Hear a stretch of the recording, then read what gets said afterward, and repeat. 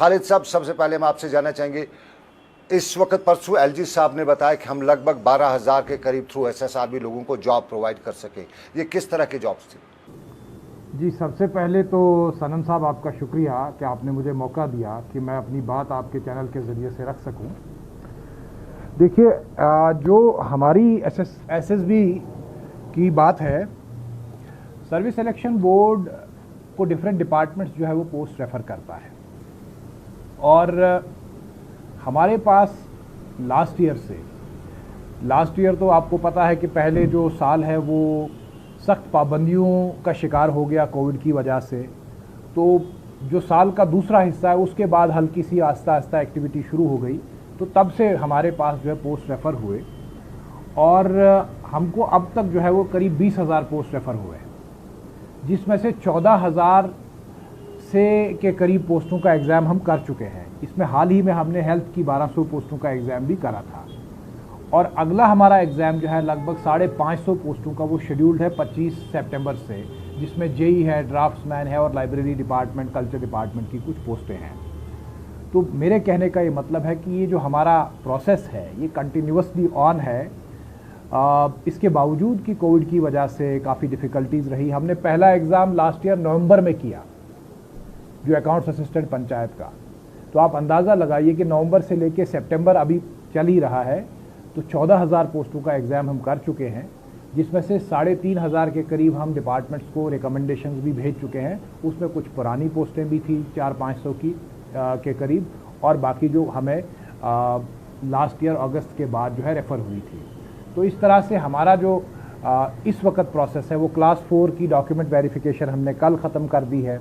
तो अब हम उसकी सिलेक्शन तैयार करेंगे। उसमें भी हम कोशिश करेंगे कि जल्दी से जल्दी हमारी सिलेक्शन जो है वो तैयार होके वो डिपार्टमेंट को जो है वो हम रिकमेंडेशन भेज दें। वो 8,500 पोस्टों का जो है वो एग्ज़ाम हुआ था। इसी तरह से पीएम पैकेज में हमने 1,000 पोस्टों का पहले ही जो है वो रिकमेंडेशन भेज दिया है। तो 1,000 मज़ीद जो हमारे पास हैं उनका सिलेक्शन इस वक्त बन रहा है। उसमें भी मुझे लगता है 15-20 दिन, महीना जो है वो मैक्सिमम लगेगा, तो वो जो है वो रिकमेंडेशन भी चला जाएगा गवर्नमेंट को। तो मेरे कहने का ये मतलब है कि हम सर्विसेज सिलेक्शन बोर्ड जो है, हमारी सारी टीम जो है पूरे शद्दोमद के साथ काम कर रही है। जो हमारी ज़िम्मेदारी है रिक्रूटमेंट करना, वो उस ज़िम्मेदारी को से हम ओहदा बरा हो सकें। और मुझे खुशी है कहते हुए कि जो हमने अब तक एग्ज़ाम करे, जो हमने सेलेक्शंस की, वो बड़ी ट्रांसपेरेंट हुई, और जिसमें मिनिमम लिटिगेशन है। हमारी लिटिगेशन जो भी है खुदा ताला के फजल करम से, हमारे साथियों की मेहनत से, और हमारे प्रोसीजर की जो मैं कहूँ कि मजबूती, उसकी वजह से मिनिमम लिटिगेशन है। कोर्ट की तरफ से कोई भी एडवर्स ऑर्डर अभी तक हमारे किसी भी सिलेक्शन प्रोसेस में नहीं आया है। तो मेरे कहने का ये मतलब है कि हमारी जो कोशिश है कि नौजवानों को रोज़गार मिले, उसमें हम पूरी तरह से काम करें। खालिद साहब, पास के एक मुझे याद है, नोटिफिकेशन एक साल निकलती थी, फिर दूसरे साल भी वही नोटिफिकेशन निकलती थी, वो क्लब होती थी, फिर बताया जाता 10-10 साल से नोटिफिकेशन निकलती थी, लेकिन इंटरव्यूज प्रोसेस वगैरह नहीं होते थे। क्या वो सारे जो प्रोसेस पिछले थे वो अब ख़त्म हो गए? देखिए, पिछले प्रोसेस तो ख़त्म नहीं होते हैं।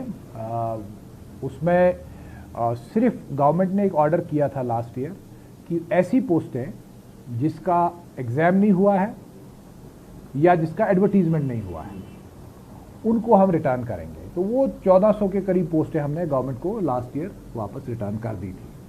कुछ उसमें इस साल गई, कुछ पिछले साल गई।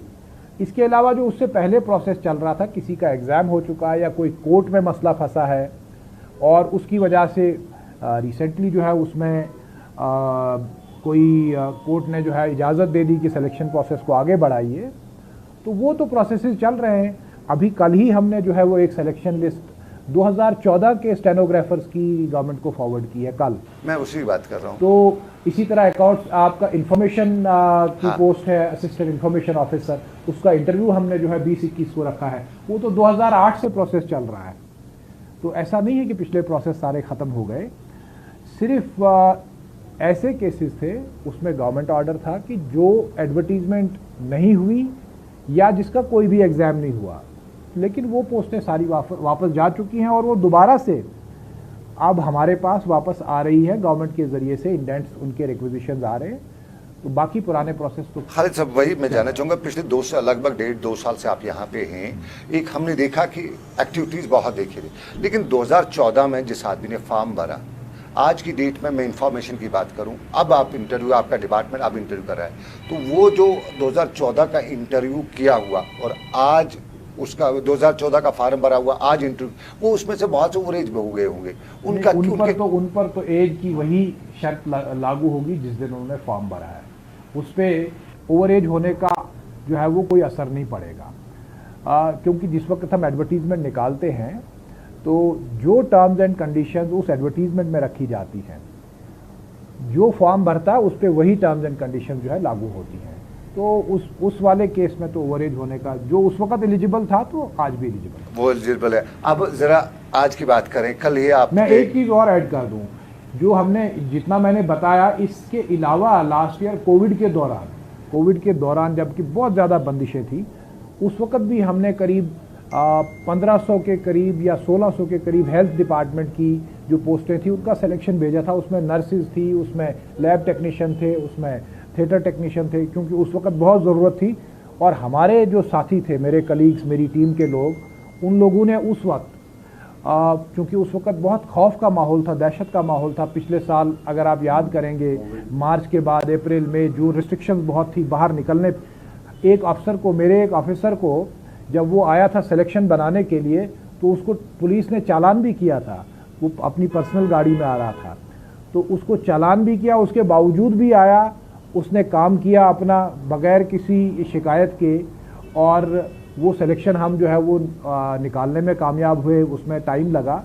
तो मेरा कहने का मतलब ये है कि वो 2200 के करीब हमने जो है वो ड्यूरिंग कोविड भी सिलेक्शंस बनाई थी, वो भी लास्ट ईयर हमने किया है। मैं वही वो 14,000 के अलावा है। मैं वही कह रहा हूँ, 14,000 जब से आपने टेक ओवर किया है, लोगों में एक अच्छी खासी उम्मीद जागी, ज़्यादा ही उम्मीदें पैदा हो गई हैं, क्योंकि जिस तरह से काम कर रहे हैं, अच्छी बात है, उम्मीदें ज़्यादा। लेकिन एक मामला है जो सड़कों तक पहुंचा हुआ है, क्लास 4 की जो रिक्रूटमेंट में, उस पर पॉलिसीज पे बहुत से लोग सवाल उठा रहे हैं, खासतौर पे स्टूडेंट सवाल उठा रहे हैं। क्लास 4 में वो कहते हैं कि ग्रेजुएट पोस्ट ग्रेजुएट क्यों अप्लाई नहीं कर सकता है, क्या हाई क्वालिफाइड किसी भी पोस्ट के लिए क्वालिफाइड अप्लाई नहीं कर सकता, क्यों नहीं कर सकता है?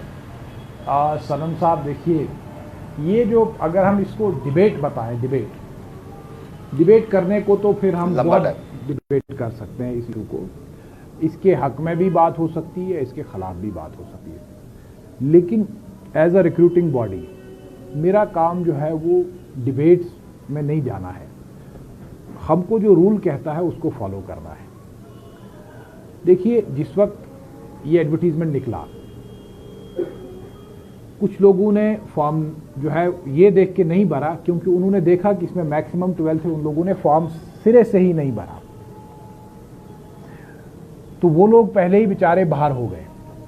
हायर क्वालिफाइड लोग, उन्होंने वॉलंटरली उस वक्त फॉर्म नहीं भरा। उनको लगा कि शायद चूंकि इसमें 12th अपर लिमिट है, मैं क्यों भरूं। तो आज अगर हम 12th को कहें कि हायर क्वालिफाइड को कहें तुम भरो, जो बेचारा जिसने दयानतदारी के साथ फॉर्म ही नहीं भरा, उसके साथ नाइंसाफी नहीं है, पहली बात। दूसरी बात, देखिए, इसको सारे इशू को समझना बहुत जरूरी है। सारे इशू को जब हम पोस्ट एडवर्टाइज करते हैं, मैंने यहां 250 किस्म की पोस्टें एडवर्टाइज की, 250 किस्म की पोस्टें। उसमें जेई हो सकता है, उसमें लाइब्रेरियन हो सकता है, उसमें लैब टेक्नीशियन हो सकता है, डिफरेंट डिपार्टमेंट्स की, डिफरेंट लिफ्ट मैन है, मैकेनिक है, वगैरह वगैरह, 250 किस्म की पोस्ट है। हम किसी भी पोस्ट में ये नहीं कहते हैं कि कौन एलिजिबल है कौन नहीं है, वो लिखा है उसमें, वो रूल में लिखा होता है, रिक्रूटमेंट रूल जो कि गवर्नमेंट बनाती है। मैं उसको नोटिफाई करता हूँ।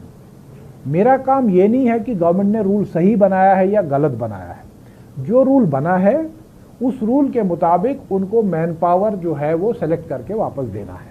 ये रिक्रूटिंग बॉडी का काम है। वो रूल सही है या गलत है वो कोर्ट्स का काम देखना, या गवर्नमेंट खुद ही उस रूल को रिव्यू कर सकती है। उसमें रिक्रूटिंग बॉडी का कोई रोल नहीं है। हमको ये देखना है कि हमारा प्रोसेस जो है वो फेयर होना चाहिए, उसमें सबको बराबरी का मौका मिलना चाहिए, किसी के साथ ज्यादती नहीं होनी चाहिए, और उसमें किसी किस्म की गड़बड़ नहीं होनी चाहिए। जिस वक्त ये प्रोसेस जो क्लास 4 का शुरू हुआ, तो बच्चों ने सवाल पूछे कहीं इधर उधर जीएडी में वगैरह। सवाल ये है कि सवाल पूछना ही क्यों है, उसमें तो क्लैरिटी है। वाई, इसका मतलब आपको पहले ही शक है कहीं कि मैं अप्लाई कर सकता हूं नहीं कर सकता हूं। जब एडवर्टीजमेंट नोटिस में पूरी क्लैरिटी के साथ लिखा गया है कि 10th और 12th, 10th minimum 12th maximum, सवाल की कहाँ गुंजाइश रहती है। और मैं एज अ रिक्रूटिंग बॉडी जब एक्ट करता हूँ तो मुझे सबसे इंपॉर्टेंट है, मुझे रिक्रूटमेंट रूल को देखना है, मुझे किसी की क्लैरिफिकेशन कम्युनिकेशन को नहीं देखना है। That is not my job, क्योंकि जब ये मसला कोर्ट में जाएगा तो वहाँ देखा जाएगा कि इसने रिक्रूटमेंट रूल फॉलो किया है बोर्ड ने या नहीं किया है, वहाँ और किसी कम्युनिकेशन की कोई वैलिडिटी नहीं होती है। तो हमारा काम था रिक्रूटमेंट रूल को फॉलो करना। अब यही मसला, हमने एक प्रोसेस शुरू की, लोगों ने अप्लाई किया, एग्ज़ाम हुआ, उसके बाद रिज़ल्ट आया। रिज़ल्ट के बाद हमने कहा भाई अब हमने एलिजिबिलिटी चेक करनी है। सिलेक्शन बनाने से पहले मुझे देखना है कौन आदमी एलिजिबल है या नहीं है। जो मैं हर पोस्ट की सिलेक्शन के लिए सेम प्रोसीजर अडॉप्ट करता हूँ, कोई डिफरेंट प्रोसीजर अडॉप्ट नहीं किया है। This is the same procedure adopted for every post. हम एलिजिबिलिटी डॉक्यूमेंट वेरिफिकेशन के टाइम चेक करते हैं। तो हमको जो क्वालिफिकेशन रूल में लिखी है उसके मुताबिक ही देख चलना है। हमने कहा भाई एलिजिबिलिटी चेक करेंगे, तो लोग कैट में गए, ऑनरेबल कैट ट्रिब्यूनल में। ट्रिब्यूनल ने एक जजमेंट दे दी, वो सबके सामने पब्लिक डोमेन में आज से लगभग महीना 1.5 महीना पहले वो आई, ये सबने पढ़ी है, सबने देखी है। कैट की जजमेंट के मुताबिक हमको एक्ट करना है, क्योंकि हम तो कैट में नहीं गए थे। तो ये अगर वहाँ पे कैट में गवर्नमेंट के स्टैंड में कोई वहाँ पे लगता कि उसमें कोई कमी है, उसमें कोई गैप है, उसमें कोई फ्लॉ है, कोई लीगल फ्लॉ है, कोई लीगल लेक्यूना है, तो कैट ने उस चीज़ को ज़रूर देखा होता। वो जजमेंट उसने अपहोल्ड किया है कि गवर्नमेंट जो है वो क्वालिफिकेशन को लिमिट कर सकती है। अब उस जजमेंट के बाद recruiting body, as a recruiting body, SSB के पास क्या ऑप्शन है? क्या हम उस जजमेंट को इम्प्लीमेंट नहीं करेंगे? करना है। कल को जो बाकी लोग हैं वो नहीं हमसे सवाल करेंगे कि इस जजमेंट को लेटर एंड स्पिरिट में क्यों नहीं इम्प्लीमेंट किया गया, या वो कहीं ना कहीं इल्ज़ामात लगाने की कोशिश नहीं करेंगे, या कहीं किसी को शक तो नहीं होगा कि कैट की जजमेंट के बाद एसएसबी ने इसको पूरी तरह से इन लेटर एंड स्पिरिट क्यों नहीं इम्प्लीमेंट किया। तो हमारे पास जो है वो ऑप्शन बड़ा लिमिटेड होता है when we do the recruitment. हम उसमें अपनी डिस्क्रिप्शन को जो है यूज़ नहीं कर सकते हैं कि आज इस तरफ चलेंगे, कल इस तरफ चलेंगे, परसों इस तरफ चलेंगे। ये एक बड़ा कॉन्शियस और कंसिडर्ड एक प्रोसेस होता है जिसमें हमें पता है कि हर स्टेप पे जो है वो लीगल स्क्रूटनी होती है। हमारे केसेस सुप्रीम कोर्ट तक चले जाते हैं। So we have to be very careful about each and every step of the process. हमारे पास वो लिबर्टी नहीं है कि हम मनमानी या मर्जी से कुछ करेंगे। So this process is to be followed as per the rules and in light of the judgment which has been given by the honorable CAT। मैं खालिद साहब, कुछ बच्चे मेरे पास आए हुए थे, उनका कहना था कि पीएम पैकेज में जो बच्चे हैं इसी कैडर के लिए, उन पे ये रूल्स जो हैं जो फॉलो नहीं हो रहे। सिर्फ उनका इल्ज़ाम था कि हम पे ही होते हैं, कश्मीरियों पे ही होते हैं, पीएम पैकेज में जो लोग हैं उन पे नहीं हो रहे। मैं तो खैर इस पे नहीं कमेंट करूंगा कि मैं तो रूल की बात रूल में क्या ये पीएम पैकेज पे भी रूल लागू होता है? मैं अपने आप को महदूद करूंगा, जो मेरी जिम्मेदारी है as chairman of the services selection board. अभी वो लिस्ट कहाँ निकला है? हमने रिजल्ट निकाला है और चूंकि उसमें 7 कैटेगरीज ऑफ पोस्ट हमारे पास थी पीएम पैकेज में। 1997 पोस्टें आई थी, जिसमें सब inspector finance, assistant compiler, field assistant agriculture का, assistant store keeper, then depot assistant वगैरह वगैरह, और क्लास 4 की। अभी हमने 2 कैटेगरीज की लिस्ट निकाली है, सब इंस्पेक्टर की और असिस्टेंट कंपाइलर की। ये 997 पोस्ट है, बाकी 1000 का प्रोसेस चल रहा है। अब हम नेक्स्ट कर रहे हैं एग्रीकल्चर डिपार्टमेंट की। हमारे पास 3 पोस्टें हैं, स्टोर की असिस्टेंट स्टोर कीपर है, फील्ड असिस्टेंट है और फील्ड सुपरवाइजर है। तो नेक्स्ट उनका लिस्ट निकलेगा, उसके बाद डिपो असिस्टेंट होगा और लास्ट पे क्लास 4 होगा, क्योंकि हमें पता है कि क्लास 4 में क्वालिफिकेशन को हमको रिस्ट्रिक्ट करना है। बाकी में कहीं भी क्वालिफिकेशन का इशू नहीं है कि हायर क्वालिफाइड जो है वो अप्लाई नहीं कर सकता है। तो हम पहले बाकी को एग्जॉस्ट कर देंगे और लास्ट पे जो बचेंगे उनको फिर क्लास 4 के लिए करेंगे, और उसमें भी मैं आपके चैनल से बताऊंगा बिल्कुल सेम प्रोसीजर, क्योंकि क्वालिफिकेशन का जो SRO है वो SRO 99 है जो सब पे एप्लीकेबल है, हर क्लास 4 पोस्ट पे एप्लीकेबल है। तो हम वही क्वालिफिकेशन का नॉर्म जो है वो हर, ये नहीं कि PM पैकेज, हर किसी क्लास 4 की सिलेक्शन पे अप्लाई करेंगे। अब सवाल रहा कि पहले क्या होता था, ये भी मैं थोड़ा सा क्लैरिफाई करूं। पहले कभी भी रिटन एग्जाम नहीं होता था क्लास 4 के लिए, पहले एकेडमिक मेरिट पे सिलेक्शनें होती थी। ये एक मिथ फैलाया जा रहा है, एक कोशिश की जा रही है कि हम इसको थोड़ा डिस्टॉर्ट करें फैक्ट्स को। वो उसमें 12th के बेसिस पे ही सिलेक्शन होता था, 12th की क्वालिफिकेशन के बेसिस पे, या उसमें जितने मार्क्स किसी के होते थे। तो इस तरह से चूंकि एकेडमिक मेरिट सिलेक्शन का बेसिस होता था, तो तब भी सिलेक्शन जो है वो 12th के मार्क्स पे होती थी। आज जो है वो क्योंकि रिटन एग्जाम है, तो उसमें हमें मार्क्स की तो कोई वेटेज तो देनी नहीं ना है। तो रिटन एग्जाम में मैं कैसे सेग्रीगेट करूं कि ये ग्रेजुएट बैठा है या नहीं बैठा। मुझे तो इंश्योर करना है खाली 12th वाला ही बैठे, क्योंकि मेरिट तो उसी का बनाना है मुझे।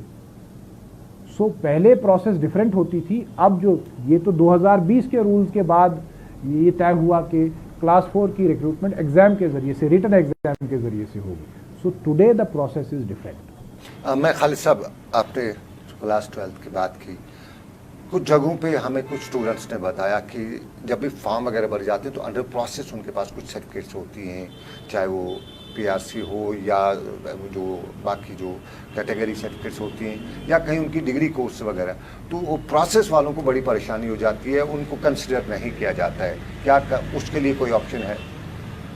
देखिए, हमारे एडवर्टीजमेंट नोटिफिकेशन में क्लियरली लिखा होता है कि कट ऑफ डेट पे आपके पास जो है वो आपका जो भी एजुकेशनल क्वालिफिकेशन का डॉक्यूमेंट है या कैटेगरी का सर्टिफिकेट वो होना चाहिए।